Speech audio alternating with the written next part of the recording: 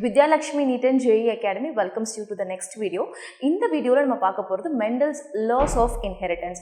Very important concept, 10th standard, 12th standard. ரெண்டுலயுமே ரொம்ப இம்பார்ட்டன்ட்டான concept வந்து laws of inheritance. இதுல டோட்டலா 3 laws இருக்கு. First law வந்து law of dominance, second law of segregation, third law வந்து law of independent assortment. இதுல first law என்னன்னு பார்க்கலாம். Law of dominance. So law of dominance பேர்லயே இருக்கு. இது வந்து it says something about dominant character. Dominant characterனா என்ன மேம் அப்படின்னா, see whenever there is a gene, ஒரு ஜீனுக்கு வந்து different form of expressions இருக்கும். இப்போ for example நம்ம வந்து ஒரு height அப்படின்ற ஒரு ஜீன் எடுத்துக்கிறோம்னு வச்சுக்கோங்களேன். height. இப்போ இந்த height அப்படின்ற ஜீனுக்கு வந்து ரெண்டு ஃபார்ம் இருக்கும். ஹைட்ல டாலா இருக்கலாம் இல்ல ஷார்ட்டா இருக்கலாம். ஸோ அதுதான் இது எக்ஸ்பிரஸ் ஆகிற ரெண்டு ஃபார்ம்ஸ், டால், ஷார்ட். இப்போ இந்த டால், ஷார்ட் அப்படின்ற இந்த ட்ரைட்ஸ் வந்து ஈக்குவலாக எக்ஸ்பிரஸ் ஆகாமல் ஒருத்தர் மட்டுமே டாமினேட் பண்ணுறது, எல்லா பிளான்ஸும் டாலாக இருக்கிறது இல்லை எல்லா பிளான்ஸும் ஷார்ட்டாக இருக்குது அப்படின்னா, எல்லா பிளான்ஸும் டாலாக இருந்ததுன்னா டால் வந்து டாமினன்ட் ட்ரைட், இல்லை எல்லா பிளான்ஸும் ஷார்ட்டாக இருந்ததுன்னா ஷார்ட் வந்து டாமினன்ட் ட்ரைட். ஒன்று எக்ஸ்பிரஸ் ஆகுது, இன்னொரு கேரக்டர் வந்து எக்ஸ்பிரஸ் ஆகலை இல்லையா? ஸோ எக்ஸ்பிரஸ் ஆகிறத டாமினன்ட்னு சொல்கிறோம், எக்ஸ்பிரஸ் ஆகாமல் இருக்கிறத நம்ம ரெசசிவ் அப்படின்னு சொல்கிறோம். Okay, so law of dominance என்ன சொல்லுதுன்னா, டாமினன்ட் ட்ரைட். டாமினன்ட் ட்ரைட்னா என்ன? எது எக்ஸ்பிரஸ் ஆகுதோ, அதிகமாக எக்ஸ்பிரஸ் ஆகுதோ அதை தான் நம்ம டாமினன்ட் ட்ரைட் அப்படின்னு சொல்கிறோம். will be expressed on F1 generation. F அப்படின்ற வேர்டுக்கு என்ன மீனிங்னா ஃபிலியல், F1 அப்படின்னா ஃபர்ஸ்ட் ஜெனரேஷன், F2 அப்படின்னா second generation. Okay, F1 generation. இங்கே நம்ம பேரண்ட் எடுத்துக்கிறோம். இந்த பேரண்ட் வந்து பார்த்தீங்கன்னா பியோர் டால், பியோர் ஷார்ட் எடுத்துக்கிறோம். அது என்ன மேம் பியோர் டால் அப்படின்னா, சி டால் அப்படின்றது it can be expressed in 2 ways. Capital T, small T. Tall, capital T, capital டியும் டால் தான். இது ரெண்டுக்கும் என்ன மேம் டிஃப்ரென்ஸ் அப்படின்னா, இந்த ரெண்டு டீயும் ஒரே மாதிரி இருக்கனால இதை வந்து நம்ம ஹோமோசைகஸ் டால் அப்படின்னு சொல்லுவோம். ஏன் ஹோமோசைகஸ்ன்னு சொல்கிறோம்? Because ஹோமோனா same. ஸோ ரெண்டு ட்ரைட்டுமே ஒரே மாதிரி இருக்கனால அதை ஹோமோசைகஸ் டால் அப்படின்னு சொல்கிறோம். இது வந்து ஹெட்டிரோசைகஸ் டால் அப்படின்னு சொல்கிறோம். ஏன் ஹெட்ரோசைகஸ் சொல்கிறோம்? பிகாஸ் ஒரு கேபிட்டல் டி ஒரு ஸ்மால் டி இருக்கனால ஹெட்ரோசைகஸ். இங்கே நம்ம எடுத்துக்கிற டால் வந்து ஹோமோசைகஸ் டால். இதை அப்போ என்ன சொல்லலாம்? Homozygous short. ஓகே, இப்போ ஒரு டால் பிளான்ட்டையும் ஒரு ஷார்ட் பிளான்ட்டையும் நம்ம எடுத்து கிராஸ் பண்ணும்போது அதனோட கேமெட்ஸ் வந்து ஃபியூஸ் ஆகும். ஸோ பேரண்ட் எடுத்துக்கிறோம், நெக்ஸ்ட் இதனோட கேமெட்ஸ் எப்படி மேம் ஃபார்ம் ஆகும் அப்படின்னா, ரெண்டு கேபிட்டல் டி எப்படி பிரிஞ்சு போகும்? ஒரு கேபிட்டல் டி இன்னொரு கேபிட்டல் டி, ஸ்மால் டி வந்து ரெண்டு ஸ்மால் டியாக பிரிஞ்சு போகும். ஸோ இது வந்து கேமெட்ஸ். இப்போ இந்த கேமெட்ஸ் ஃபியூஸ் ஆகி நமக்கு கிடைக்கிறது வந்து F1 ஜென்ரேஷன். இதை தான் மெண்டல் ரொம்ப அழகாக புன்னட் ஸ்கொயரில் எக்ஸ்பிளைன் பண்ணியிருப்பாரு. ஸோ இங்கே புன்னட் ஸ்கொயர் போட்டோம்னா இந்த ரெண்டு பேரண்ட்டுக்கும் ஃபர்ஸ்ட் இதோட கேமெட்ஸ் என்ன? Capital T, small T. நமக்கு கிடைக்கிற ஆஃப் ஸ்பிரிங்ஸ் வந்து நிறைய பேர்த்துக்கு டவுட் இருக்கும், மேம் இங்க எழுதுறதெல்லாம் என்ன அப்படின்னா, see here whatever we are writing, this is gametes. இங்க எழுதுறது அதுவும் gametes தான்.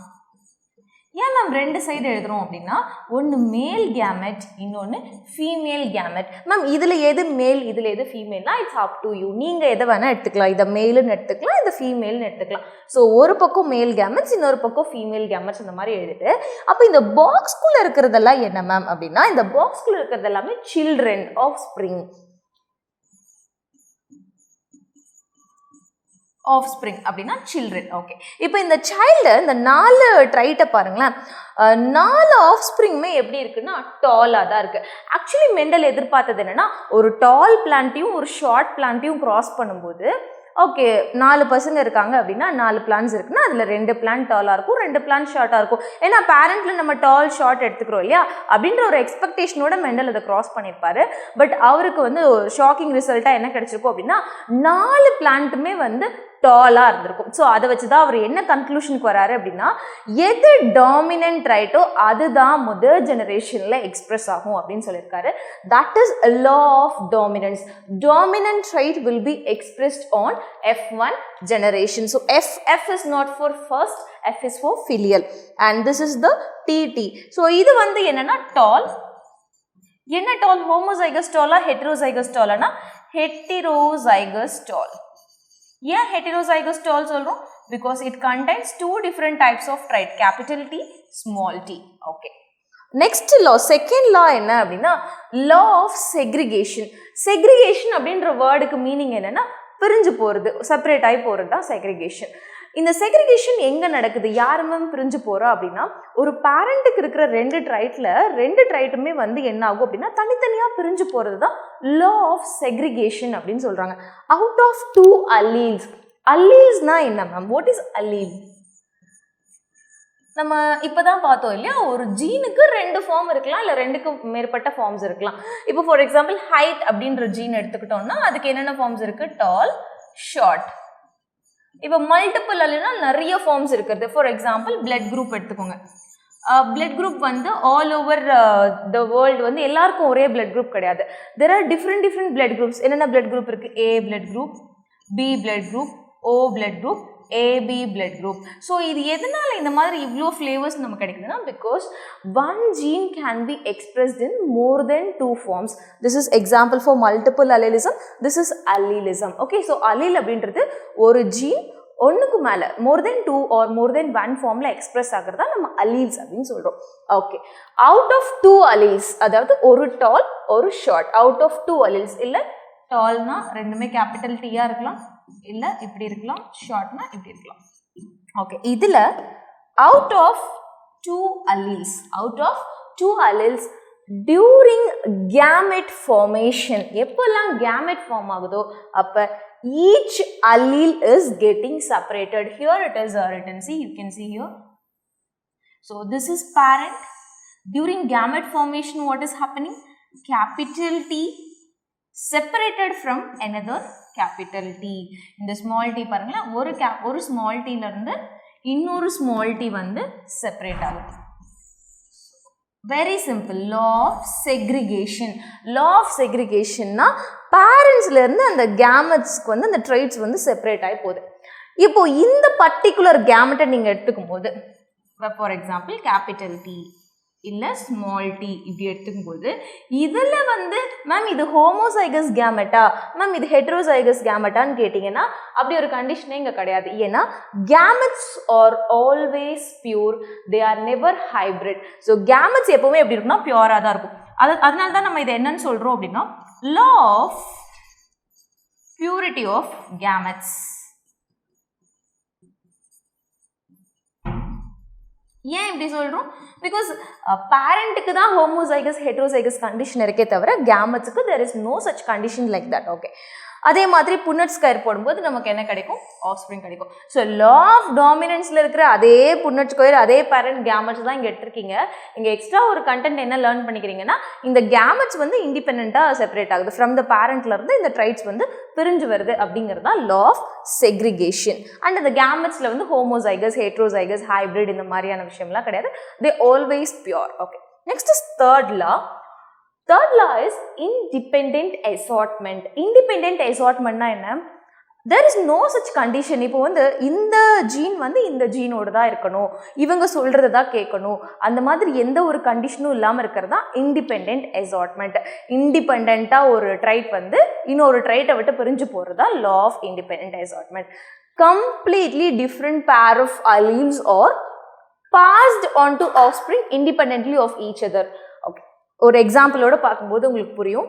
டால் பர்பிள் எடுத்துக்கிறோம், capital T capital P and here வந்து short white. So TT PP. So இந்த இடத்துல கேமெட்ஸ் எப்படி ஃபார்ம் ஆகும்? ஒரு மோனோ ஹைப்ரிட் கிராஸ்க்கு நீங்கள் ஈஸியாக கேமெட் போட்டிருக்கலாம்.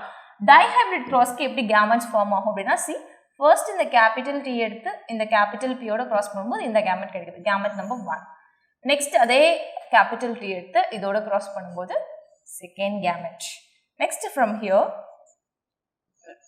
you will be getting third and from here to here you will be getting the 4 types. So இந்த மாதிரி 4 gametes வந்து ஃபார்ம் ஆகுது. இந்த 4 gametesல என்ன ஃப்ளேவர்ஸ், எவ்வளோ ஃப்ளேவர்ஸ் ஆஃப் கேமெட்ஸ் இருக்குன்னு பார்த்தீங்கன்னா just see here all are capital T and capital P, here all are short T and short P. So here only one type of gamete is formed, but how many gametes is formed ன்னு கேட்டாங்கன்னா 4 gametes is formed. Okay, இந்த இடத்துல independent அசார்ட்மெண்ட்னா எதை ma'am சொல்கிறாங்க அப்படின்னா see when the plants combine, see for example if you take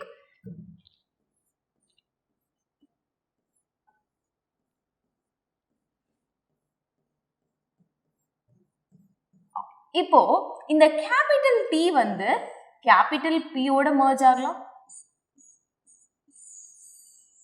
இண்டிபெண்டன்ட்டா அசார்ட் ஆகலாம். இந்த capital T small p ஓடையும் அசார்ட் ஆகலாம். இப்போ ஒரு டாமினன்ட் ரைட்டா இருந்துட்டு நான் இன்னொரு டாமினன்ட் ரைட்டோட தான் சேருவேன் அப்படின்னு இல்லாம, ஒரு ரெசசிவ் ரைட் வந்து நான் வந்து இன்னொரு ரெசசிவோட தான் இருப்பேன், நான் டாமினன்ட்டோட சேர மாட்டேன், இந்த மாதிரி கண்டிஷன்ஸ் எல்லாம் இல்லாம யார் கூட வேணாலும் அசார்ட் ஆகலாம். டாமினன்ட் ரைட் டாமினன்ட்டோட அசார்ட் ஆகலாம், அதே டாமினன்ட் ரைட் ரெசசிவோட அசார்ட் ஆகலாம். நெக்ஸ்ட் இந்த கண்டிஷன் எடுத்துக்கோங்க. ஸ்மால் டி கேபிட்டல் P ஓட அசார்ட் ஆகலாம், small t small p ஓட recessive ஓட அசார்ட் ஆகலாம். This is called law of independent assortment. The same thing applies here also. So capital T, capital P, next capital T assorts with small p and small capital P and small t small p. Okay. So law of independent assortment, the third law, can be explained only with the help of dihybrid cross. Okay, this is the Mendel's third law. So we explained 3 laws of inheritance: law of dominance, law of segregation, law of independent assortment. இந்த 3 lawல உங்களுக்கு ஏதாவது doubt இருந்ததுன்னா கீழே comment செக்ஷன்ல comment பண்ணுங்க. I'll be reading your doubts and I'll try to explain that doubts also. Thanks for watching.